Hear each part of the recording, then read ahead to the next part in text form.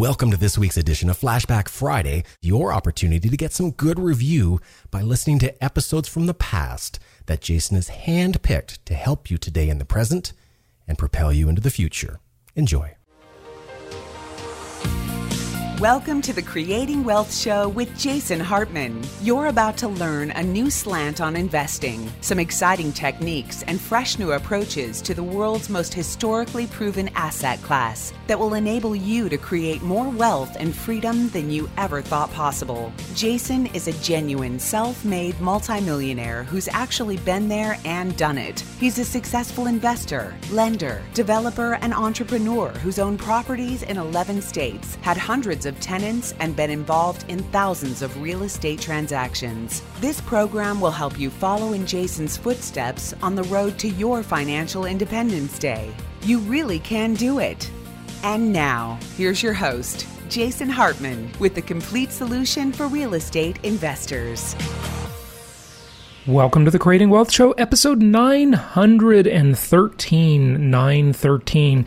Well, I hope you enjoyed our last episode 912 with Dr. Ron Paul, obviously a very famous person, a politician, well, a former politician, who is loved by both sides of the aisle. You know, Ron Paul appeals to people on the left and the right, just people who want more freedom and liberty. And, you know, most of us can agree on that, regardless of our political ideology, because it's usually just a difference of opinion on how to get there, right? But Ron really just makes a lot of sense, you know, but there are a lot of people who really don't understand him or his ideas, because we posted on Facebook that, you know, we were interviewing Ron Paul on the podcast, and, you know, some people made remarks that just show you how clueless they are. It is truly, truly amazing, the world in which we live. You know, everybody lives on a soundbite nowadays, and there's just not a lot of depth to thinking usually. But we are here to help contribute to deep thinking. And to help me do that today, I've got Elisabeth Embry back with me. Elisabeth, welcome. How are you? I'm great, Jason. I love it. Deep thinking. Are you a deep thinker? I am a deep thinker, You promise? Okay, all right. Because, you know, I'm in touch with my inner shallow guy. I believe it. That's awesome. There you go. Well, hey, we're going to talk a little bit more about this 5-year plan contest that we're running. And I am so excited to see the entries start rolling in. Folks, if you haven't done your video yet, hurry! You got to get it in. This 5-year plan, in terms of real estate investing and kind of laying out this goal roadmap, is going to be a great exercise. Of course, you can win some fantastic prizes. Go to jasonhartman.com/contest. But you know what? Don't do it for the prizes. Do it for yourself. That is why you're doing this. You are going to help crystallize your thinking. And what do they say? A problem defined is a problem half solved. And so you're going to help crystallize your thinking by doing this exercise, and you're going to declare it publicly, which is going to make it much more possible, much more achievable, and put it much more within reach. You know, I love what Dennis Whaley taught me at age 17. He said a goal should be just out of reach, but not out of sight.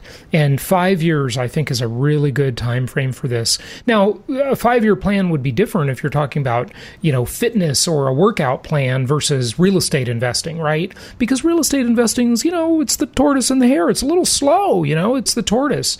But Elisabeth has just done such a fantastic job, and I enjoyed the time I had her on the show just recently where we talked about this. So if you didn't hear that, please go back and listen to it. But wait, there's more. Elisabeth, there's more. Tell us more.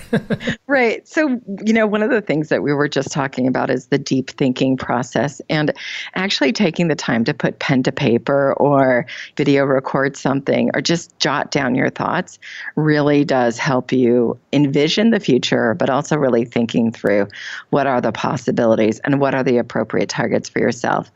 But the other thing that I really love about the goal setting, and as I mentioned on the earlier podcast, you know, Neil and I actually carve out time to do this every year, but we also take the time to reflect on how the year performed. Right. And so we think about the past. We think about, it's funny because it's so easy to remember the bad things that happen. Oh no, a tree fell on a roof and I got to pay for that.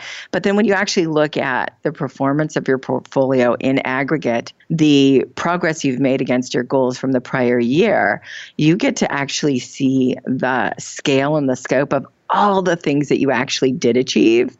And it's really exciting because it just completely revs me up for making more, audacious goals, more big, crazy goals coming up because I see how much I actually already achieved. Okay, so you made some great points there. And Neil is your husband, by the way, just for their record. So we established you mentioned Neil, and not everybody knows that's your husband. But they should by now. They should by now, yeah. Our first 2 Venture Alliance members. Okay, so on the thing you said about everybody remembers the bad times, and you know what? That is so true. As humans, we have all these biases. Is that a proper word? Yeah, I guess so. And, one of them is confirmation bias. One is sunk cost bias. So when we get into something, we don't want to quit because we've got all this investment in it. So it's the sunk cost bias. Confirmation bias, we believe something. So oddly, everything out in the world starts to look like what we believe because we don't see the other stuff. We just filter it out, right? So we have all these things that influence our thinking, but I think one of the reasons that we remember the problems and we don't remember the good things so much is, I used to always say on the podcast, whenever there's a problem, everybody talks about it. They tell all their friends about it, all this stuff. But on the first of the month, or that's not really the date you receive your rents probably, but that's the date hopefully the tenant pays them. Do you every month celebrate when that rent comes in on time? No, you just, that's nothing. You don't think about it, right? But when it doesn't work, when it's late, it's a crisis, or, the tenant broke something, or the property got thrashed, or this or that, all the bad things we really remember.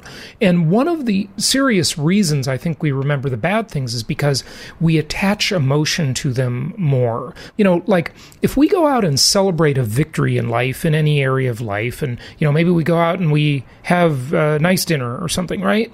We're not going to remember that as much, I don't think, as getting in a big, huge fight with someone, because there's not that much emotion attached to it. The more emotion you attach to something, the more you're going to remember it, the more you're going to dwell on it, the more intense it's going to be. So there are 2 sort of memory things that memory experts will talk about is motion plus emotion. Those 2 things help you remember it. And Tony Robbins, Elisabeth, he talks about anchoring, right? And that's part of the motion concept, So, yeah. Go ahead. Oh, yeah. I was just going to say, I actually think it kind of harkens back to our caveman days, right? Where we learn not to go to a certain area or not to do a certain thing at a certain time, which berries are poisonous. We remember the bad because our life depended on it. And so I think we're predisposed to just really fixate on the negative. And as you said, most people don't bother rewarding themselves for the good. Right. Neil and I bought a house the other day, and it's a cute little cabin on a lake. And we were like, oh, okay, closing date is here. All the paperwork's done. Okay, yeah, what are we going to do next? And he was like, wait a minute, shouldn't we be having a glass of champagne? I was like, oh, yeah, celebrate that good thing. Yeah. It's just not in our nature. And we do forget to do that. And I think that's an important thing that humans need to do is celebrate victories so they can memorialize them, Absolutely. And the other thing that I just love about this, for me, this goal planning process and the roadmap is, I get to see all of the pieces that I need to lay in front of me in order to achieve those goals. And so some of the things that I call out, now I have been doing goal planning for 20 plus years. So I'm in essence, a seasoned pro at it. Other people might be intimidated, like, oh my gosh, how do I even get started with setting goals or even thinking it through? But I just give myself a couple of building blocks every time to make sure that I achieve my targets. And so those building blocks are, getting a mentor or a coach. So like your investment counselor is a great person for that. Doing specific assignments or, having specific activities that I want to do. What kind of training or education do I need? And then what kind of knowledge do I need to build? So an example of the training is going to meet the masters where, you meet so many great speakers, but you also meet other investors and they're sharing about their experiences. So you're learning a lot from each other. as well as the speakers, but then gaining knowledge. That's where I list out the podcasts that I'm focusing on, including the Women Investing Network podcast, the Creating Wealth podcast, and others, and then what books I'm going to read. And all of those really help demystify how the heck I'm going to achieve this big 5-year target. Yeah, absolutely. Okay, good. So take us through some of the steps. You sent me a PowerPoint slide on this, and just quickly kind of highlight some of these things here. Sure. So I start with the working backwards methodology, like the Amazon, when you start with the press release. Mm-hmm. It's where do I want to be in 5 years? And so 5 years. And by the way, just for the audience, Elisabeth worked at Amazon, and she's had a lot of jobs leading tech teams, and that's her career. And Amazon, one of Jeff Bezos has kind of these funny things he does, like the 2-pizza meeting and all this kind of stuff, right? But one of them is write the news release first, and then go do the project and make it all happen, right? What will the news release, like, is this actually worthy? Or why did he do that? Why does he have that philosophy? Just elaborate on that. Yeah, it's just such a great way to crystallize what you're going toward. If you understand where you're going, then the road to get there just completely becomes self-obvious. But you have to have a lot of thought in, is this product viable? Are these goals achievable? It takes quite a bit of discipline to think about from a technology, from a business process, from a customer acceptance perspective, what products are going to be, marketable. If you're thinking only about how your customer is going to consume that thing, then you build that solid press release, then almost everything just kind of falls into place because you've done so much pre-thinking. Mm-hmm. And it's the same with the roadmap. It's the same with the goals. For instance, one of the examples of our 5-year plan is one major life experience or event per year. Neil and I want to have this lifestyle where we can do a major fun event every year. Well, working backwards, how are we going to get there? Well, we need the income. We need the freedom. We need the team that supports us so we're not a slave to managing our own portfolio. We need all of these other pieces in play in order for us to achieve something that seems on the surface very simple, one major life event per year. And so by doing that, we make it a little clearer by going into what a 2-year target is, and then work on what do we already have, and then what do we need to get in order to achieve those 2-year targets and ultimately that 5-year plan. Yeah, I think that is excellent. There's some excellent nuggets in there. So you've got this categorized into current, where you are now, needed, and then target. Current, needed, and target. Kind of 3, areas that need to be addressed, right? That's correct. And so the target, again, working backwards, where you do the 5-year and then the 2-year. The target are the skill sets or the resources that you would need to achieve that 2-year and that 5-year, goal. Then you look at what you currently possess, what's already in your pocket, whether it's money, it's skill set, it's connections, it's assets that are already in play, maybe it's excellent credit. So what do you already have? And then what's the delta between what you currently have and your targets?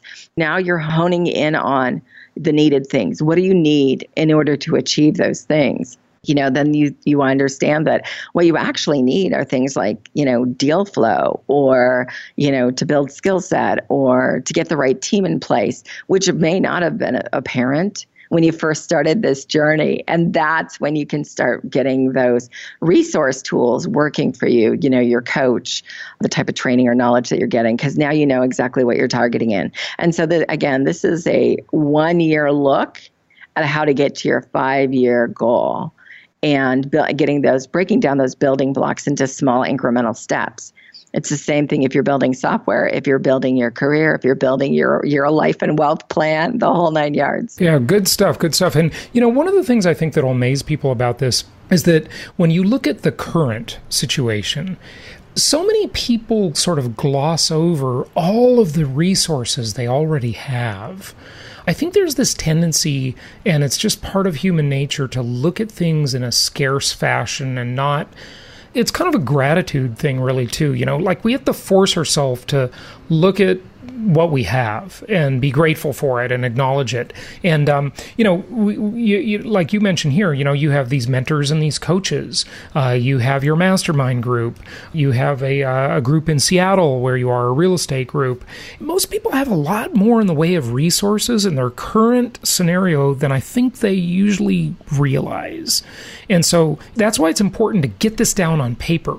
It helps you realize you have so much already. And then, what do you need? And then connect the dots with what do you have, like people in your network or groups in your network or anything that can help you get those things. And then you can reach the target, the big vision.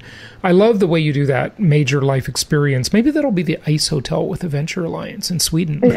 Yeah, that'll be fantastic. Yeah, good stuff. Okay, what else? And then one of the things that you said was you getting it down on one paper. One of the things that we do is we look at this on at least a quarterly basis, if not a monthly basis, so that we can make sure we're actually tracking toward those targets. You get lost in the details of life sometimes, and there's so much going on. You've got to take those moments to be in charge of your destiny by identifying where you're achieving and where you still need to achieve. By having it on something that you can look at it, keeping it in your notebook, keeping it, as an image on your phone, whatever it is. That's really important. Creating goals are great, but creating goals and then never thinking about them again, that's not going to get you the lift that you really need. Yeah, good stuff. Well, Elisabeth, thank you for sharing this stuff. We've got to get to our segment today. This is awesome. Elisabeth, we are going to be so inspired by the people who make videos and show us their 5-year plan and share them.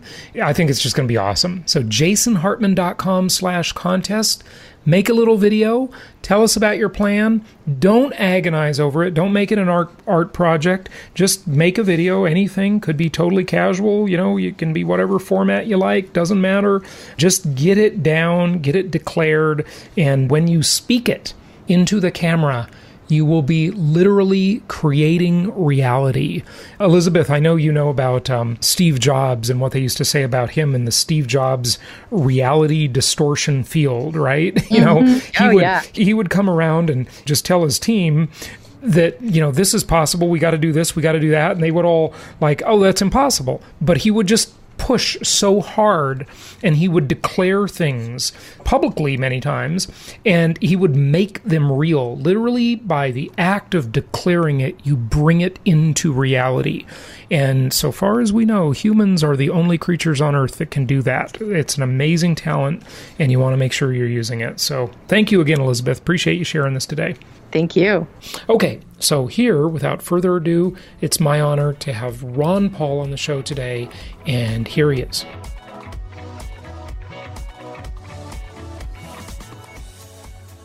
It's my pleasure to welcome Dr. Ron Paul to the show. Of course, you know his name. He's a former congressman for many years, and he's known as America's foremost advocate for liberty. He spent 23 years in Congress. He was an outspoken critic of the banking system and some of the monetary and fiscal policy that we have, and it's just a real pleasure to have him on the show today. I've been a fan of his work for many, many years, and I know a lot of you in our audience are as well. Ron, welcome. How are you? Well, I'm doing fine, Jason. It's very nice to be on your program today. It's good to have you on, and we're also looking forward to having you speak at our upcoming Meet the Masters of Income Property event in San Diego in January.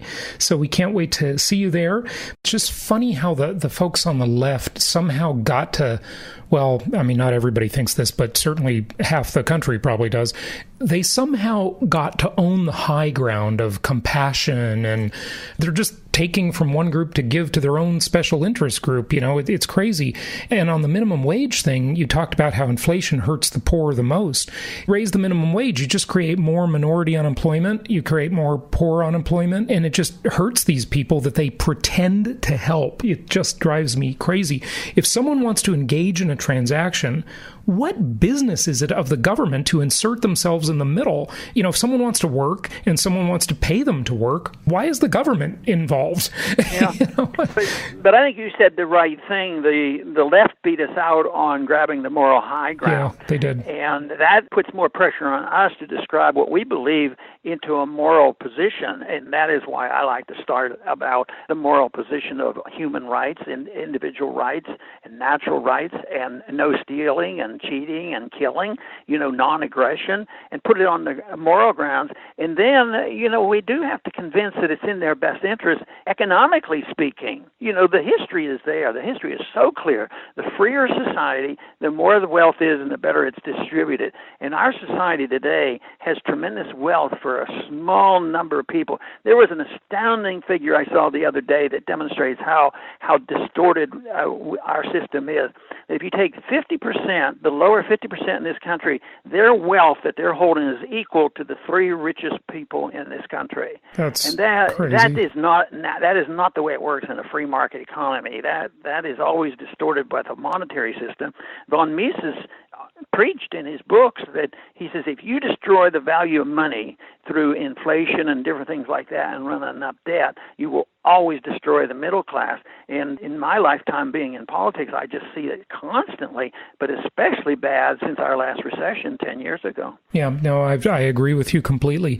I want to ask you about how the government distorts the housing market. You wrote a lot about that, and I couldn't agree more. And Ron, I'll tell you, most people think I'm absolutely crazy. I'm a real estate guy. My whole life has been in the real estate business and as a real estate investor, and I just think it's the most historically proven asset class in the world, and I love it.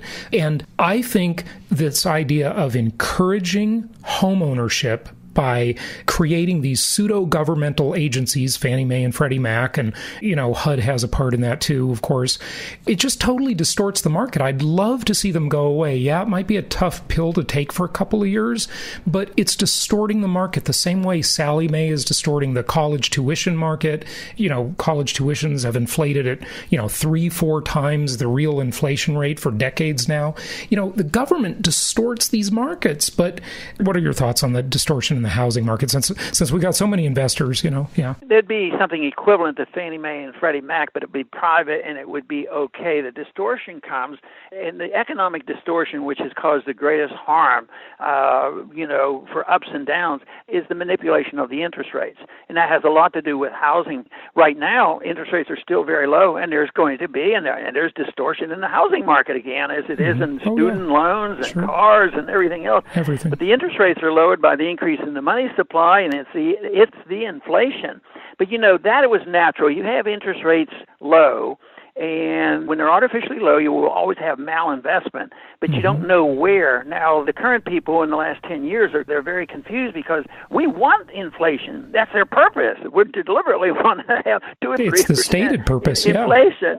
So they did this, and they can't understand why the inflation rate isn't high. But they're deceiving us. They're lying to us. The CPI is going up more than they admit to. Yep. They do this on purpose.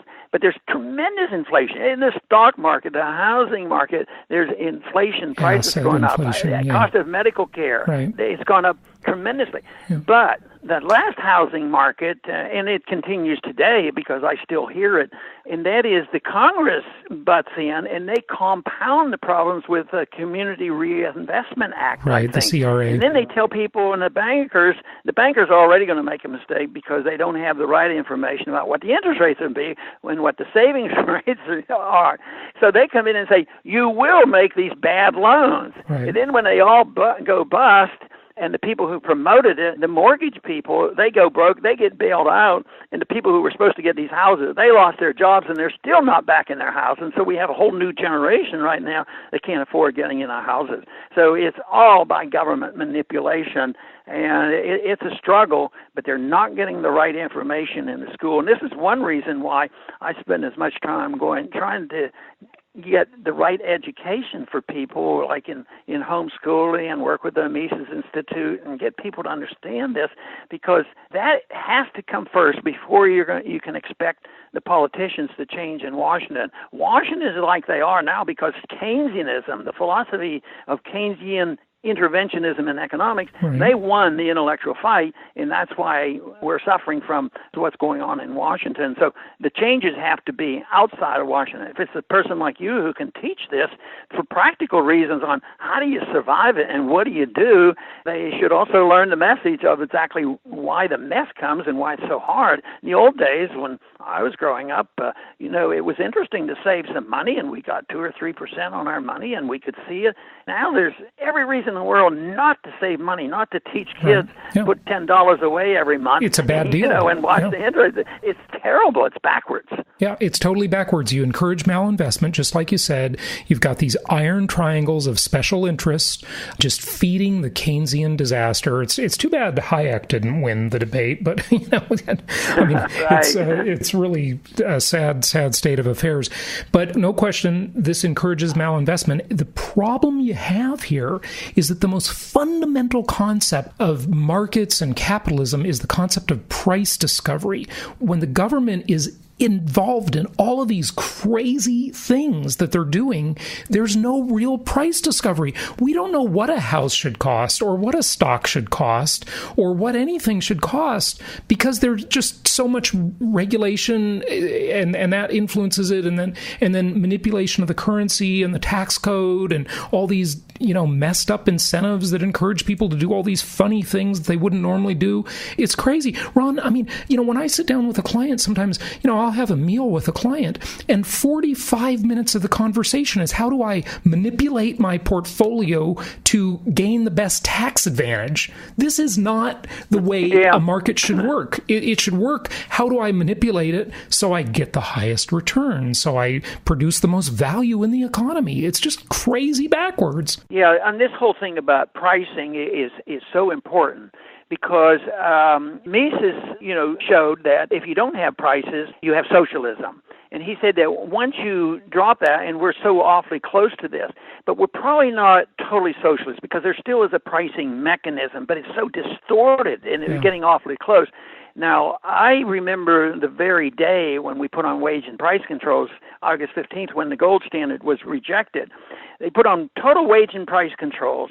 And within days, there were shortages all over and black markets going on because they were establishing prices at the wrong place. They didn't know the prices. And that's why the silliness of total socialism and communism is it always failed. Mises said it will always fail. He, in a sense, predicted that communism would not work because there's no pricing mechanism. And you're seeing it's already pretty serious, but it's not complete. But it can be because everybody's, they do it, you mentioned the minimum wage. That's price fixing. Oh, of course, yeah. There's so much interference. And what about the price of money? Interest rates. That distorts things too. So prices are the one to help people survive, help a free market to work. You have to have free market pricing, and you have to have market interest rates, which we don't have. So in interest rates, there is no market rate. Right. Yeah, absolutely, absolutely. I want to ask you about one more concept, but before I do that, I know we've got to wrap it up. How is Rand doing? Talk about aggression. And I've been following that story and just feel so bad for him. And all of my listeners, of course, wish him well. Is he recovering okay? He is. His first several days were pretty bad, and I think they took a preliminary x-ray and didn't realize how serious the fractures were, and then because they were serious, then he got fluid on the lungs, and he had to go back and get some more x-rays. But he felt good enough to go back to Washington this week, and he talked to his mother this morning and says he was feeling better, Oh, that's good to hear. But he has, these fractured ribs, and it's a mess. But the question always is, what was the motivation? And quite frankly, he's answered that by saying, I don't have any idea. I haven't even talked to the guy in years. They just weren't, close friends and didn't talk to each other, but they don't converse. But anyway, it's a messy situation, but he's going to be okay. But I think that this case will go on for a little bit. Yeah, good to hear. I wish him a quick recovery. Just the last thing I wanted to ask you about as we wrap it up here is, from the government's perspective, this is just my view, so feel free to disagree with me, but from the perspective of governments, and not just our government, but any government and central banks around the world, inflation from their perspective seems to be a pretty darn good business plan from their perspective, because they can buy votes, they can spend irresponsibly, and then they can inflate away their debt. Do you have any thoughts on that? No, I think it's absolutely true. And they're arrogant to believe that they are good managers and they can handle it and they will never let things get out of hand. Well, it always gets out of hand. They've been getting away with so much distortion because if we have good times, the Federal Reserve takes credit for it. Right now, the Federal Reserve, there's a good stock market out there. Yeah. But if things turn badly, then they come in and further inflate, and then they take credit for fixing the recession or depression that they caused. Right. So, yes, it's for deceit. It's deceitful for the politicians, but everybody's participating. Everybody's learned the same bad economics. Mm-hmm. So the people, whether it's the military-industrial complex or whether it's the people who want more food stamps, they want spending, and it's very bipartisan. They both spend money. They can't raise the taxes anymore because there's a limit to what, but they're not going to cut spending. So the central bank is what I call the facilitator, and it's a taxer. They're the biggest taxers and facilitators for big government. If you didn't have a central bank and nobody could monetize debt, we wouldn't have these kind of problems. Maybe the growth would be a little bit slower, but it would be steady, and there wouldn't be these calamities that we have faced. It wouldn't be this routine cycle, ups and downs, and destroying the middle class. So this will have to be taken care of. We can't go on. Eventually, the economic conditions will demand monetary reform. The big job we have is to make sure when they start rebuilding that there's enough people who know and understand what free markets are all about and why it's important to talk about monetary policy. So would you say the future is inflationary? Oh, the near future is going to, that's the way it ends. And we early on mentioned, I guess we talked a little bit about how do we get rid of this debt. If the debt is always liquidated, you have to liquidate the debt, and they don't allow the liquidation on these corrections. And that's why this last inflationary cycle 10 years ago hasn't liquidated debt. Debt is much, much worse. But you still have to liquidate debt, and governments never default on net sending you a check. So if the Treasury bill has to be covered or the Social Security beneficiaries have to get a check, that's going to continue. They will not keep doing it. So the default comes by devaluing the currency, debasing of the currency, which in itself is an immoral theft, deliberately. They're committing what counterfeiters do, and we let them get away with it. That's a horrible situation. No question about it. Inflation is the insidious hidden tax. It is a liar and a thief. I mean, I've had Lawrence Kutlikoff on the show a few times, and he's done a lot of studies about our future and the upcoming unfunded mandates, and says it's like $220 trillion. There's just no way we can possibly pay that. Government has 6 choices that I can see: default, raise taxes, which there's not enough taxes to raise, default's politically unpopular, sell off national assets, use the military to steal. On the good side, technological innovation, that would be growth, that would be good, or just inflate it away. And that seems to be the most plausible, unfortunately. But, that's usually what they do. They always inflate. Yeah, absolutely. Ron, it has been an absolute pleasure having you on the show. Please give out your website, tell people, where they can find you, Twitter, whatever you want, and let's wrap it up. Well, if people want to find me on a daily basis, RonPaulLibertyReport.com. I do a daily report, 11 o'clock Central Time, and I have a web page along with that, RonPaulLibertyReport.com. Excellent. Thank you so much, and we look forward to seeing you at the upcoming Meet the Masters of Income Property event. Very good, Jason. Nice to talk with you. Nice talking with you. Thank you so much for listening. Please be sure to subscribe so that you don't miss any episodes. Be sure to check out the show's specific website and our general website, hartmanmedia.com, for appropriate disclaimers and terms of service. Remember that guest opinions are their own, and if you require specific legal or tax advice or advice in any other specialized area, please consult an appropriate professional. And we also very much appreciate you reviewing the show. Please go to iTunes or Stitcher Radio or whatever platform you're using and write a review for the show. We would very much appreciate that.